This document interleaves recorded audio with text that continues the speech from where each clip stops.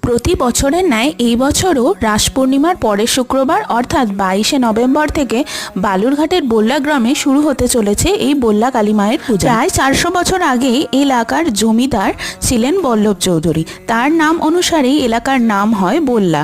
সেই সময় এক মহিলার স্বপ্নাদেশে একটি কালো পাথরকুণ্ড কুড়িয়ে পেয়ে সেটিকেই মাতৃরূপে প্রথম পূজা শুরু করেছিলেন। উত্তরবঙ্গের ঐতিহ্যবাহী বল্লা কালী মা এইবার পেতে চলেছে নতুন আভিজাত্যের ছোঁয়া।